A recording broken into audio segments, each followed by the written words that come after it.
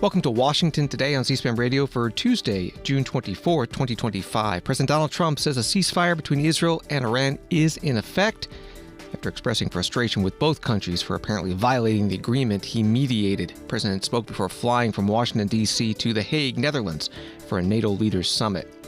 House and Senate Democrats criticize that a scheduled classified briefing by Trump administration officials about the U.S. military attacks on Iran's nuclear sites has been postponed until later this week. House votes down an impeachment resolution against President Trump introduced by Congressman Al Green, Democrat of Texas, over the bombing of Iran's nuclear facilities. A majority of House Democrats vote against the impeachment resolution. As Senate Republicans are still putting together the final text of their tax cut and spending cut one big beautiful bill, with debate and votes that could run into this weekend, the Senate Parliamentarian has been knocking out bill provisions that violate budget reconciliation procedures, known as the Byrd Rule. We'll talk about what is no longer in and how senators could restore them if they want, with Forbes senior writer Phillips. Federal Reserve Chair Jerome Powell tells a House committee that an interest rate cut in July is not likely. And Congressman Robert Garcia of California wins a House Democratic Caucus secret ballot vote to be the next ranking member of the Oversight and Reform Committee. New York Times writes that a ceasefire between Israel and Iran appears to be holding on Tuesday as Israel's military lifted emergency restrictions imposed during the conflict, and Iran's president hailed the end of a 12-day war that was imposed on the Iranian people in an address to the nation. The nascent truce came hours after President Trump lashed out at both countries for launching attacks after he had announced an end to their brief war. Within hours, however, Mr. Trump had praised both countries for seeking an end to the fighting and taking credit for delivering it. That was from the New York Times. Here's part of President Trump speaking to reporters outside the White House Tuesday morning. He uses a profanity that has been removed. Israel says that Iran violated the peace agreement and the ceasefire agreement. Do you believe that Iran is still committed to peace? Yeah, I do. They violated it, but Israel violated it too. Are you questioning if Israel is committed? Israel, as soon as we made the deal, they came out and they dropped a load of bombs, the likes of which I've never seen before. The biggest load that we've seen. I'm not happy with Israel.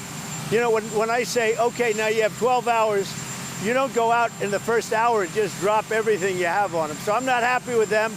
I'm not happy with Iran either.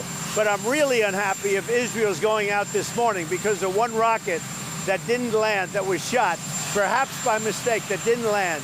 I'm not happy about that. You know what? We basically have two countries that have been fighting so long and so hard that they don't know what they're doing. Do you understand that? President Donald Trump with reporters outside the White House this morning before getting on the helicopter, Marine One, heading to Andrews Air Force Base, then on the plane Air Force One, flying to the NATO summit in The Hague, Netherlands. On board, he again spoke to reporters about the Israel-Iran ceasefire. How are you? We have breaking news.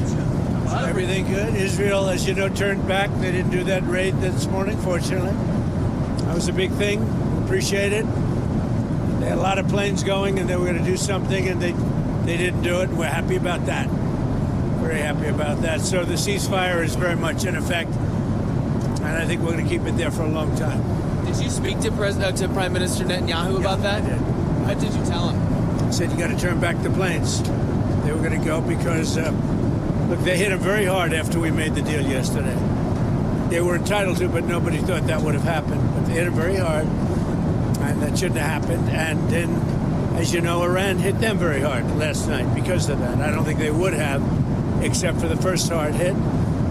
And I guess a missile was launched a couple of minutes afterwards, which went nowhere, which hit nothing.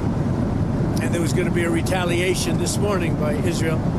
And they said, you got to call back the planes. It's enough. It's enough. And they did, which I respect very greatly. So nobody was killed. That was the sword. But they had a lot of planes going in the wrong direction. You know that, right? Do you want any consequences for Israel or Iran for breaking? They didn't do anything. No, they didn't do anything. They would have if I put out a statement on truth, and they didn't do anything. Sir, how are you confident that this might not happen again? Say in a couple weeks that... Tired of it. I think they don't want it to happen again. And Iran's not going to have a nuclear weapon, by the way. I think it's the last thing on their mind right now. Mr. President, did Iran make any commitments yesterday about uranium enrichment? About what? About uranium enrichment. They're not going to have enrichment, and they're not going to have a nuclear weapon, and they know that. They're going to get on to being a great trading nation. You know, they're very good traders, and they're going to be a great trading nation, and they have a lot of oil.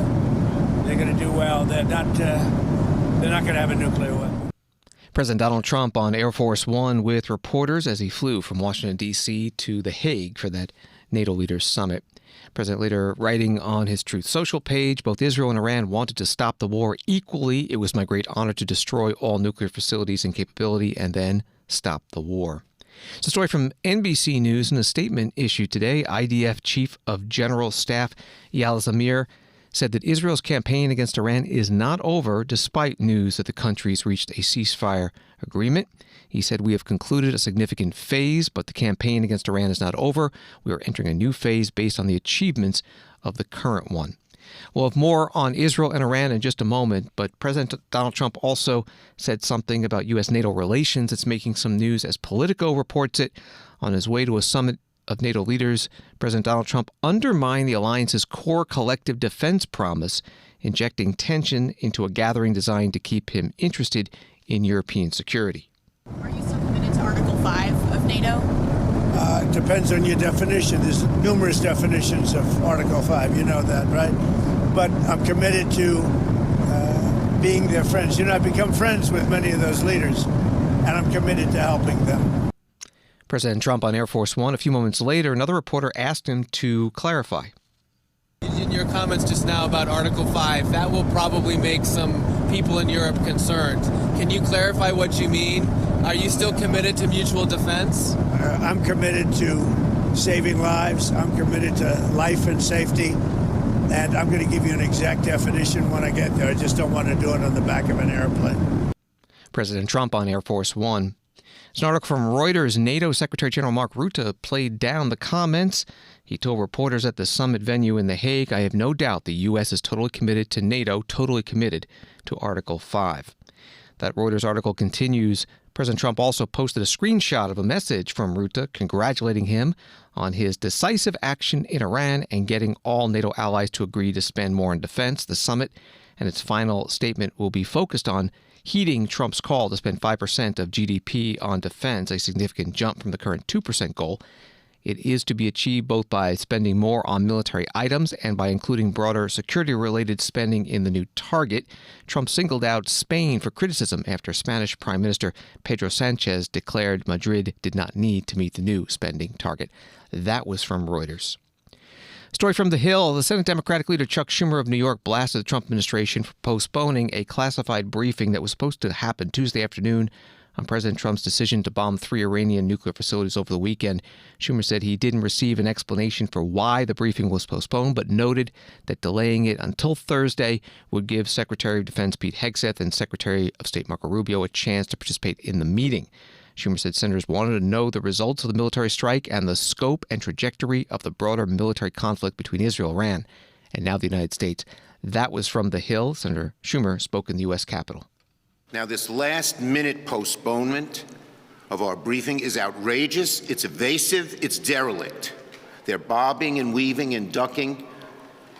Senators deserve full transparency. There is a legal obligation for the administration to inform Congress about precisely what is happening. What are they afraid of? Why won't they engage Congress in the critical details? The results of the recent strike, the scope and trajectory of the conflict, the administration's long-term strategy to prevent Iran from obtaining nuclear weapons, the potential risks facing American citizens and our service members, who we all have an obligation to protect.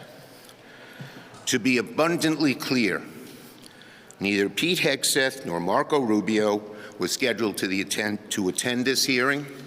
If Rubio and Hegseth want to come up, I don't think they'll be informing us of very much compared to the people who will be there today. But if they want to come up on Thursday, in addition, not in replacement of this hearing, that's okay. But the obstruction of this administration on a crucial issue like this where American lives, and particularly the lives of American service members, are at stake, is their obligation.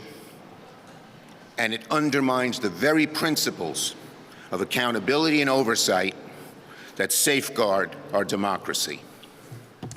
Now, can you explain for just a moment here in terms of the briefers who you wanted? So people wanted Hague and others, but these are high-level people who were scheduled to come. We didn't want, we don't care.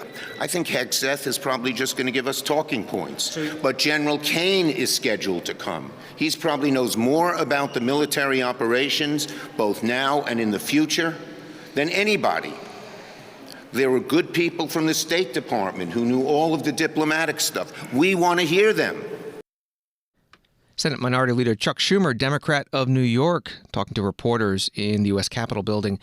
House Speaker Mike Johnson, Republican of Louisiana, writing on X later, "I have just confirmed with the White House that the classified bipartisan briefing for all House members will now be held on Friday. Senior administration officials will present the latest information pertaining to the situation involving Israel and Iran.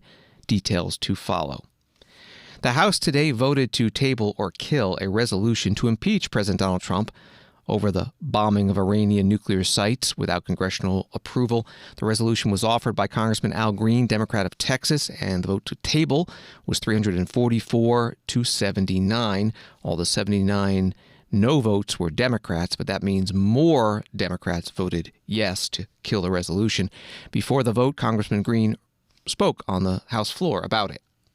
In his conduct of the office of President of the United States, Donald J. Trump, in violation of his constitutional oath, faithfully to execute the office of President of the United States, and to the best of his ability, preserve, protect, and defend the Constitution of the United States, and in violation of his constitutional duty to take care that the laws be faithfully executed, abused the powers of the presidency when he disregarded the doctrine of separation of powers by usurping Congress's power to declare war, and ordered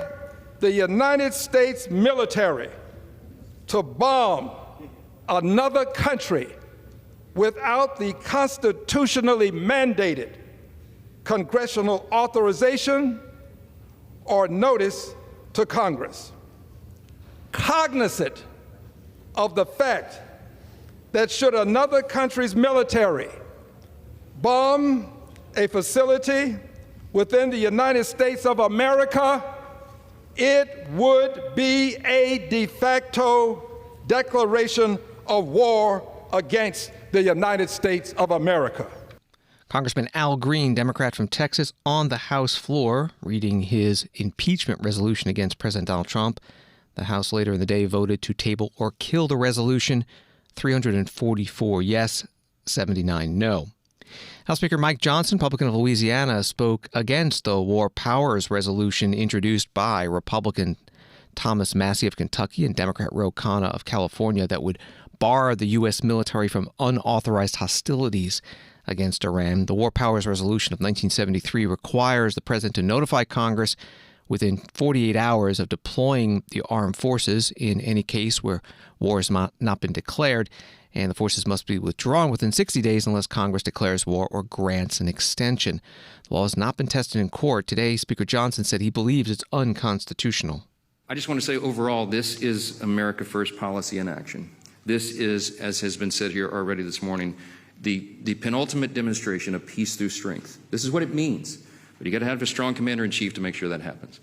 Regarding the presidential authority, now naturally, of course, we've got some Democrats here on Capitol Hill who they have an allergic knee-jerk reaction to anything that President Trump does, no matter how noble and good. And they of course, are opposed to his latest work to make Americans safer and bring peace in the Middle East, if you can imagine that. Some have even called for his impeachment over this. It's absolutely outrageous. It would be comical if it were not so serious and stupid. Let me be clear and be as clear as possible. The strikes on Iran's nuclear facilities were clearly within President Trump's Article 2 powers as commander-in-chief. It shouldn't even be in dispute. Allow me to put my constitutional law hat on for a moment, because that's what I used to do, because both the law and the precedent are important for everyone to understand here. This may answer a lot of questions that you might ask this morning. The framers of our Constitution never intended for the president to seek the approval of Congress every time he exercises his constitutional authority under Article 2 as commander-in-chief. Alexander Hamilton argued in Federalist number 70, just for one example, that, quote, energy in the executive is a leading character in the definition of good government. It is essential to the protection of the community against foreign attacks, unquote. This is why the framers did not explicitly set restrictions on the president when it comes to using military force. They understood something very practical about our matchless legislative body here in our Constitution. The way the Congress was set up, they knew it would be a deliberative body, and they knew that process by necessity would take time. And in an emergent and imminent situation, time is not something we always have the luxury of. House Speaker Mike Johnson, Republican of Louisiana, at a news conference today.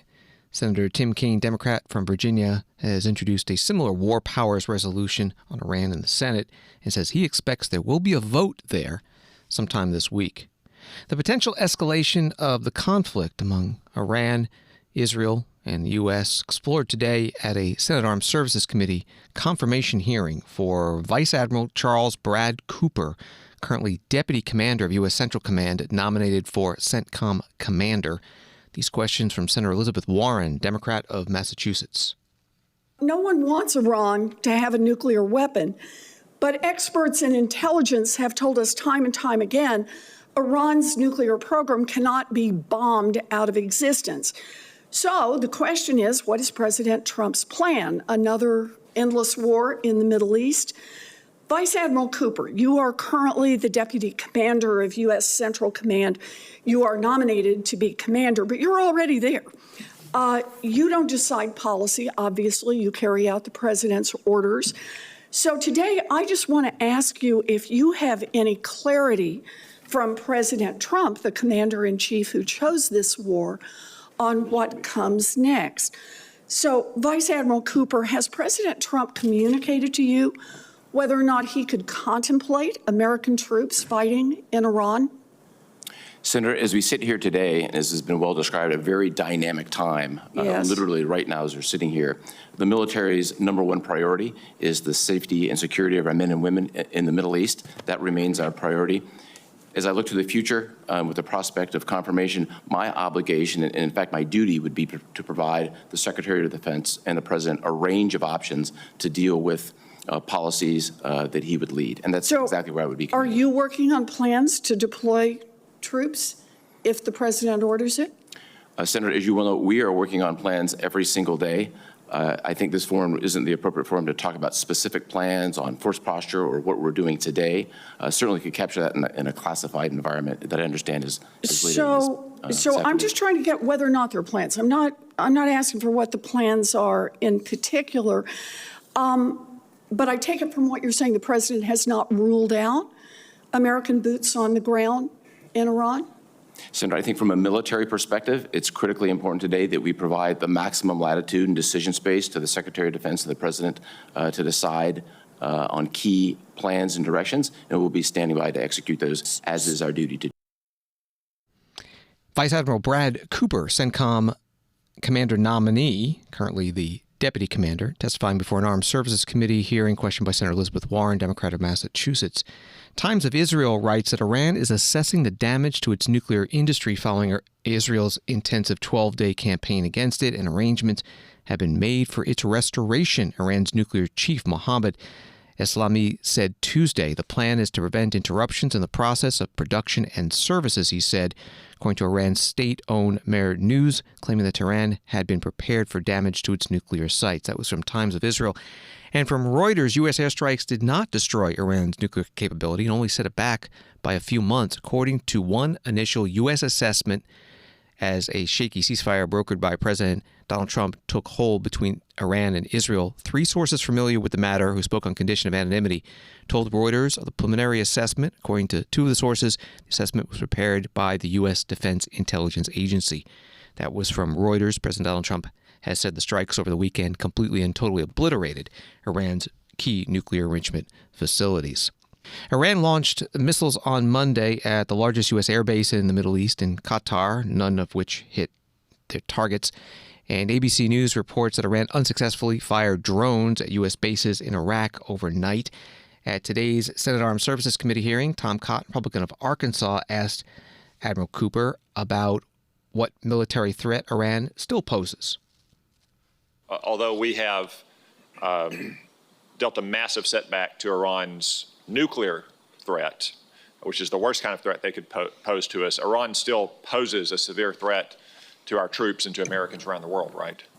They do. They possess considerable tactical capability, one element of which we saw yesterday, which we thwarted in defense of Al Udeid Air Base.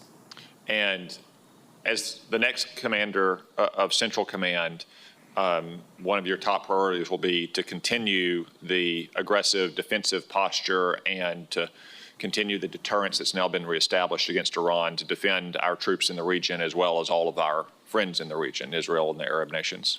Absolutely, sir. It would be an important priority, deterring Iran in proxies. And I know that President Trump is mindful about this, that just because they had a very weak response yesterday, which they telegraphed in advance, doesn't mean that there might not be another response in a day or a week or a month or a year or 3 years. And it could be missiles or rockets against our troops, or it could be trying to blow up an embassy around the world or targeting American citizens for terrorist attacks, something that we have to be constantly on guard against because Iran has been terrorizing America and the civilized world for 46 years. Is that right?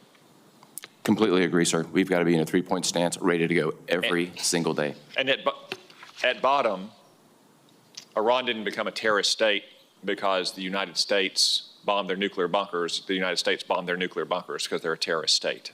Is that right? I would agree. Thank you. Senator Tom Cotton, Republican of Arkansas, questioning Brad Cooper, CENTCOM commander nominee at today's Armed Services Committee hearing. Also testifying, Lieutenant General Alexis Grinkowicz, nominated for NATO Supreme Allied Commander, Europe. You can find this full hearing at our video library at cspan.org. The United Nations Security Council held a meeting today about Iran's nuclear program and invited to join the ambassadors from Iran and Israel. The Iranian ambassador is Amir Saeed Iravani. Today's meeting takes place as my country faces an unprovoked military aggression that blatantly violates international law, the UN Charter, the Statute of the IAEA, the General Conference Resolution, and Resolution 2231. This Resolution 2231 calls on all UN member states to avoid actions that undermine the resolution and the JCPOA. However, with the full US support, Israel has targeted Iran's peaceful nuclear facilities, civilians, and civilian infrastructure. Israel falsely justified these attacks on Iran's peaceful nuclear program as an imminent threat. This claim is baseless and has no legal base. In reality, Israel, the region's only undeclared nuclear-armed entity and non-party to NPT, refused IAEA inspections and monitoring, while Iran complies with the NPT and has subjected its nuclear program to the most rigorous IAEA monitoring. The breach of Resolution 2231 and international law is not limited to Israel. The United States, a permanent council member responsible for upholding its resolution, also attacked Iran nuclear facilities under IAEA safeguard. Third, it is profoundly troubling that even after a decade of Resolution 2231, Iran's fully monitored peaceful nuclear program has been repeatedly targeted by Israel and the United States. These illegal actions set a dangerous precedent. Iranian ambassador to the United Nations, Amir Saeed Iravani, addressing the UN Security Council today. Also speaking there, the Israeli ambassador to the UN, Danny Danon. Madam President, this council was built to uphold international law. not to be exploited by those who trample it. Today, as we speak, Iran remains untouched by consequences from the broader international community. The same Iran that refused IAEA inspections, the same Iran that enriched uranium to weapons-grade levels, the same Iran that used its seat at the table to delay, deceive, and arm itself. Madam President, there is still time to take meaningful and decisive action to ensure that the threat of a nuclear Iran does not return stronger than before. The international community must reassert its authority. It must remain vigilant. It must reimpose the measures necessary to deny Iran the tools of destruction. It must do so before the clock runs out.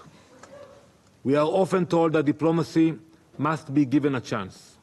It was given every chance, every round, every channel, every deadline, but so far it has failed. The regime in Tehran never had any intention of complying. Colleagues, you know who you are dealing with. You are not engaging with a regime that negotiates in good faith. You are dealing with the masters of lies, deceit, and delay. Israeli Ambassador to the United Nations Danny Danon speaking at today's UN Security Council meeting at the UN in New York City. Before that meeting, he held a news conference at which he suggested that President Donald Trump receive the Nobel Peace Prize for his work in brokering the ceasefire between Israel and Iran. Washington Today continues in a moment. Democracy. It isn't just an idea, it's a process shaped by leaders elected to the highest offices and entrusted to a select few with guarding its basic principles. It's where debates unfold, decisions are made, and the nation's course is charted. Democracy in real time. This is your government at work. This is C-SPAN, giving you your democracy unfiltered.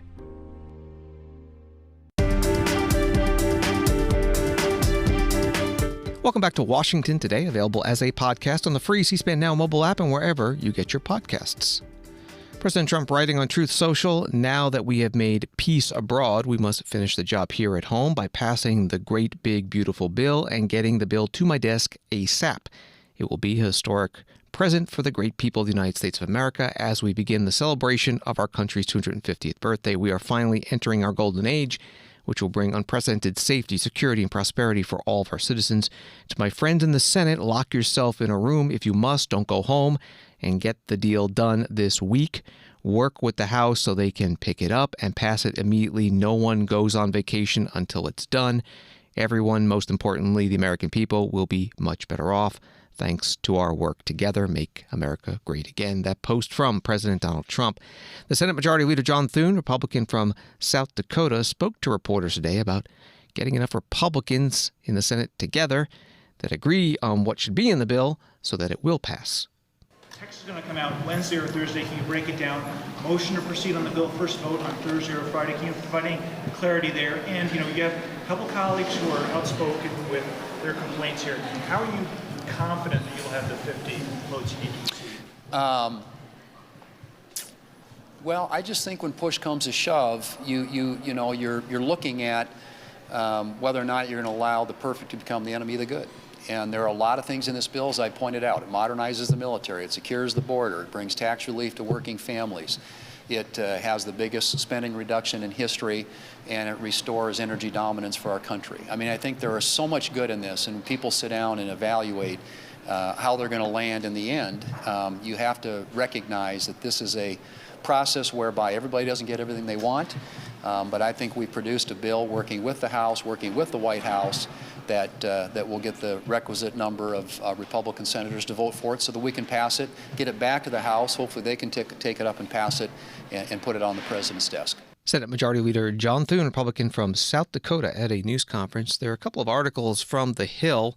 One is Senator Rand Paul of Kentucky, one of the few Republican holdouts against the GOP's Big Beautiful Bill, doubled down on his criticism Tuesday, blasting the massive spending package as weak. He told CNBC's Squawk Box in an interview the spending cuts are weak, they're anemic, and they need to do more. Nothing in the bill changes the course of the accumulation of debt. The article notes that he is just one of 4 Republican senators who has voiced skepticism in the bill. Senators Ron Johnson of Wisconsin, Mike Lee of Utah, and Rick Scott of Florida have also argued the cuts to the federal share of Medicaid and renewable energy tax breaks included in the mega bill, which is full of President Trump's domestic agenda, are not enough. The second article from the Hill, more than a dozen House Republicans warn they won't support the Senate's version of the tax and spending bill because the proposed Medicaid cuts are too steep.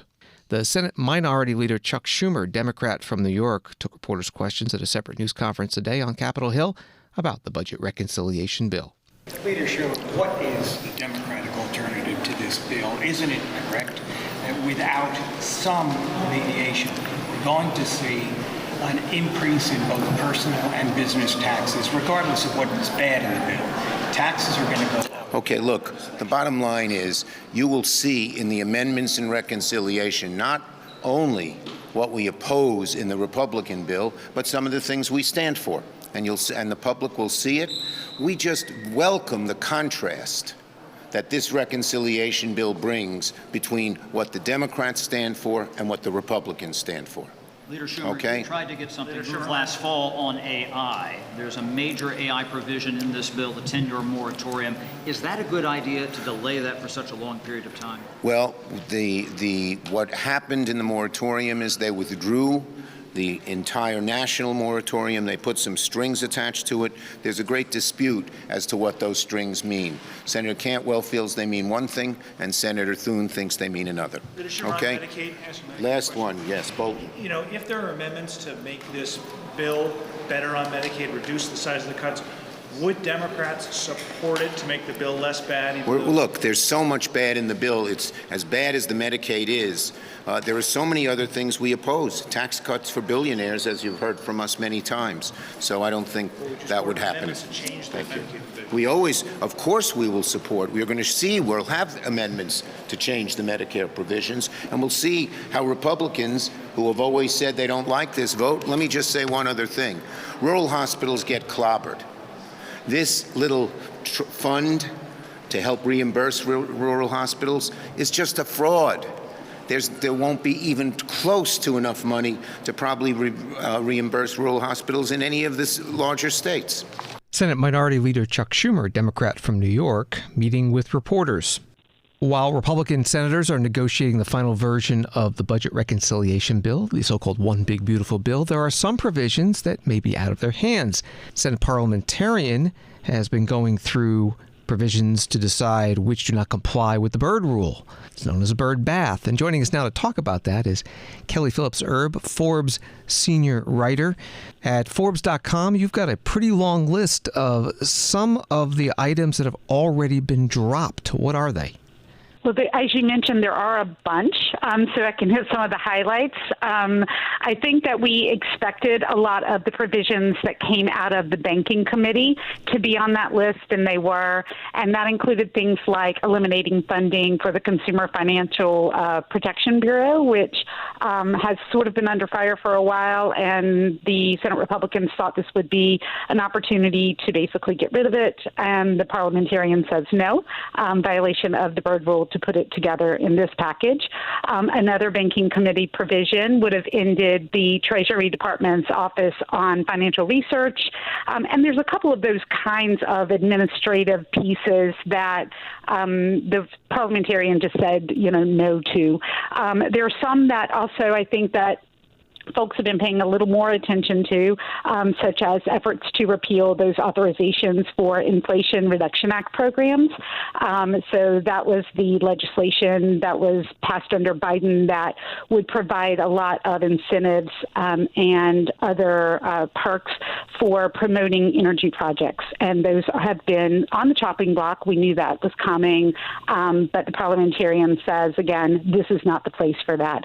Similarly, the EPA tailpipe emissions rules. There was a repeal provision inside the bill, again, not the place for it. And then there were some smaller pieces that had to do with individual funding, such as pulling out, very famously, pulling out the space shuttle out of the Smithsonian to transfer to a nonprofit in Texas. Parliamentarian says, that has nothing to do with the budget. So we see lots of those kinds of provisions coming out of this parliamentarian review, where she's looking at the individual pieces and saying, you know what, maybe this could pass in a different bill, but for now, it's not going to pass as a budget resolution item. What is the process like to review this? I understand it's almost like a courtroom where senators make their cases. Is that true? Well, sort of. So the parliamentarian is going to review the process. The parliamentarian's going to review the budget bill, and certain things I think are already been called to her attention. But any senator can bring something up and say, hey, I think this is a violation. Let's look at it. And in fact, a number of Democratic senators wanted to do exactly that. And that's why this is taking so long. This isn't just a let's, kind of read through it and do a checklist. This has been a process that's been going on for several days now, and it's still not over. There are still a few pieces left for the parliamentarian to look at. But again, to your point about it being a little bit like a courtroom, it is an open process, and any senator can raise the issue that they don't believe that this is going to be Byrd-proof. And in fact, again, the Democratic senators, this is one of the ways that they can get some of these items out of the bill, especially because at the Senate level, the Senate Democrat votes really don't matter. They don't need the Democratic support, but to the extent that Democrats can block those pieces from going to a vote, that's one way to get these provisions out of the bill. We're talking with Kelly Phillips from Forbes. What happens if the Senate wants to disagree with the parliamentarian? How do they do that? Well, so that doesn't happen very, very regularly, which is, I think, a good thing. There's something to be said for, restoring, relying, I guess, on historical precedent and then the process, because this is all about the process of reconciliation.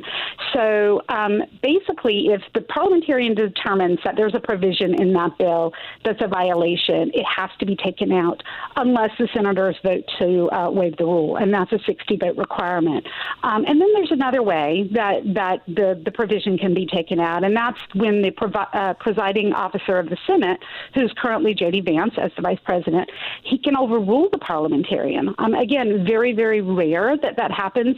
It has been encouraged before. We saw it a few years back when Kamala Harris, who was the VP at the time and therefore the presiding officer of the Senate, was encouraged to pull out to ignore the parliamentarian when the parliamentarian suggested pulling out the minimum wage increase that had been proposed by the Democrats. And the Democrats were angry that provision had been flagged and wanted Harris to overrule the parliamentarian, but she did not, because, again, I think that there is a lot of respect for the idea that, this has been the rule for 100 years, the Byrd Rule hasn't been in place for 100 years, but that the parliamentarian, because she does other things, this isn't her sole job to look at Byrd rules, but that her word about Senate rules and Senate procedures is followed. Whoever is acting as a parliamentarian, there's generally a lot of respect. It's a nonpartisan role. It's rare that you'll see the senators, even when they're angry or they disagree with the parliamentarian, say that they're not going to follow the parliamentarian's recommendations. You also write at Forbes.com that changes forced by the Byrd Rule could tip the balance of votes in the House. The original One Big Beautiful Bill Act, you write, which passed with a squeaky close vote. So what's the balancing act there? Well, that's really interesting because we actually spoke with former chairman of the House Finance Committee, Dave Camp the other day about this, and he was actually saying that one of the reasons that this is really interesting is because usually the House and the Senate have these concurring budget reconciliations right at the time, right? So they bring these together. They've talked about them. They kind of know what each side is going to bring. When we saw these bills, we saw that they were very, very different. So you have two problems. One is that there are already differences between the Senate versions and the House versions of this bill. And now you have several people in the House saying, we don't like some of the Senate changes. And then on top of that, some of the things that they may like may be taken out of the bill. So you're looking at a bill that passed with a 215 to 214 vote initially. One or two votes completely changes what happens in the House. And again, the House and the Senate have to be in agreement for this to become law. And that makes it tricky because the House is, they've already negotiated what they want their version to be. The Senate, who hasn't voted on the bill yet, it's just come out of committee, but they are kind of negotiating with themselves at this point. And so they have to negotiate with themselves and with House leadership. And I think that becomes a very, very tricky balancing act, especially as we know that a few of the members of the House have admitted that maybe they didn't read the bill closely or they didn't know what was in it. And there are certain things that if they come back to them, they would vote differently, perhaps. So, again, that's a lot of balancing and these insanely small margins because the Senate doesn't have a huge majority either. They only hold 53 votes. And then we look at what happened in the House. We're seeing that this is definitely going to be a close vote, I think, again. Kelly Phillips Erb, Forbes senior writer. You can find her articles at Forbes.com and on X at TextGirl. Thank you very much. Thank you. Associated Press writing about another part of the budget reconciliation bill that's been dropped because it violates the Byrd Rule as determined by the Senate Parliamentarian. They write, a plan to sell more than 2 million acres of federal lands has been ruled out of Republicans' big tax and spending cut bill after Senate Parliamentarian determined the proposal by Senate Energy Chairman Mike Lee would violate the chamber's rules. Lee, a Utah Republican, has proposed selling public lands in the West to states or other entities for use as housing or infrastructure. That was from AP. From CNN, it's still too soon for the Federal Reserve to consider lowering interest rates, Chair Jerome Powell said Tuesday. Policy changes continue to evolve and their effects on the economy remain uncertain, Powell said in his prepared testimony for his semi-annual monetary policy report to Congress. For the time being, we are well positioned to wait to learn more about the likely course of the economy before considering any adjustments to our policy stance. Powell's latest comments come as some Fed officials have joined President Donald Trump in calling for lower borrowing costs. The Fed leader said Trump's tariffs are bound to have some impact on the economy, the extent of which remains to be seen.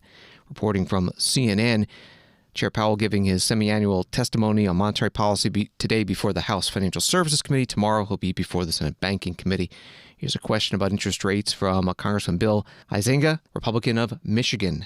I do feel like I need to touch on interest rates. Not to be a shock, you asked how the family business was doing back in Michigan. Families involved in sand and gravel and aggregates and construction and things like that. It's been strong. We need more labor. We need a few other things on that, what's happening. But I think there's no recession. That's been established. There's no hyperinflation, or certainly not as what some had been projecting. Yet there seems to be higher than expected or certainly desired interest rates for many of us. And I'm curious how high interest rates, they hurt Americans who are paying car loans, credit cards, mortgages. Just this morning, you had FA Director Pulte asking for lower interest rates, which would obviously impact home buyers as well. So what is it that's keeping, in your mind, the Fed from what many of us believe is the right thing to do, which is to lower some interest rates and, by the way, match what the Bank of Canada, Bank of England, the European Central Bank, the Swiss Central Bank, a number of emerging central banks. By the way, that's your own assessment on page 33 as where you're laying that out. Why aren't we doing what the rest of the world is doing? Is it because we're at full employment? Is it because of those tariffs concerns that you said weren't part of the analysis? Was it energy, groceries, durable goods? Why? So you're right that if you just look in the rearview mirror and look at the existing data that we've seen, you can make a good argument that that would call for us to be at a neutral level, which would be, a couple of cuts or maybe more kind of thing. The reason we're not is the forecast by all professional forecasters that I know of on the outside and the Fed do expect a meaningful increase in inflation over the course of this year. When I said we weren't going to talk about tariffs and inflation, that was to say until we see what the policies are. And so now we know a lot more. It's 6 months since I said that. So anyway, I'd be happy to continue this with you. Thank you. Federal Reserve Chair Jerome Powell questioned by Congressman Bill Huizenga, Republican of Michigan, at today's Financial Services Committee hearing. President Trump posting before the hearing, again calling for the Fed to lower interest rates and writing, "I hope Congress really works this very dumb, hard-headed person over. We will be paying for his incompetence for many years to come. The board should activate Make America Great Again." That post from President Trump. Headline at CNBC, Dow jumps 500 points, oil prices crater as investors bet Israel-Iran truce will hold. And the Dow was up 500, NASDAQ up 281, S&P up 67. From Fox News, the House Oversight Committee is hearing from two top former Biden administration aides this week as Republicans continue to probe allegations that ex-President Joe Biden's top lieutenants covered up the former leader's mental decline while in office. Former Domestic Policy Council Director Neera Tanden will meet with the committee on Tuesday, and former assistant to the president and senior advisor to the First Lady Anthony Bernthal will meet with the committee on Thursday. That was from Fox News. The committee chair, Congressman James Comer, spoke to reporters before the closed-door session with Neera Tanden. This is the first of what will be many interviews with people that we believe were involved in the AutoPen scandal in the Biden administration. We have a lot of questions to ask each witness. We will be very transparent with our investigation, like we always are with all of our investigations. As soon as we learn more, we will pass it along to you. But this is the research that's been involved in the first transcribed interview. We put a lot of staff time into this. I think the American people want to know. I think there's a huge level of curiosity in the press corps with respect to who was actually calling the shots in the Biden administration. So this is the first of many people we're going to bring in to try to get the answers for the American people. So thank you for being here, and we'll be very transparent. Thank you all. Congressman James Comer, the Oversight and Reform Committee chair, walking into that closed-door hearing with former Biden White House aide Neera Tanden. Congressman Wesley Bell, Democrat of Missouri, member of the committee, came out after the first hour and said he heard absolutely no new evidence or information, and the only thing extraordinary that came out of that deposition was that it was an extraordinary waste of time. Neera Tanden herself came out and made a brief statement at the end. I just spoke with the House Oversight Committee, Majority and Minority Council. I answered every question, was pleased to discuss my public service, and it was a thorough process, and I'm glad I answered every question. Was there an effort to disguise President Biden's condition? Absolutely not. Neera Tanden, who served as Domestic Policy Council Director in the Biden White House, speaking to reporters.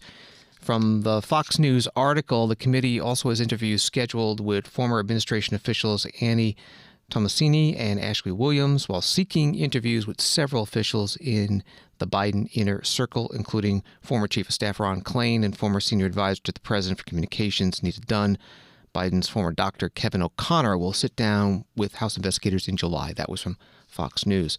From Punchbowl News, Congressman Robert Garcia, Democrat of California, a second-term lawmaker from Long Beach, will be the next ranking member on the House Oversight Committee. Garcia beat Congressman Stephen Lynch, Democrat of Massachusetts, 150-63 in a caucus-wide vote conducted Tuesday morning via secret ballot. The other two candidates, Kwesi Mfume of Maryland and Jasmine Crockett of Texas, dropped out of the contest before the vote. That was from Punchbowl News. Congressman Garcia spoke to reporters after he won. Just first, I wanted to start by obviously thanking Jasmine, Kwesi, and Steve. They're all incredible colleagues, great friends, and I look forward to the partnerships and the mentorships. And so just want to thank them, first of all. I am incredibly honored to have been obviously elected as ranking member for the Oversight Committee.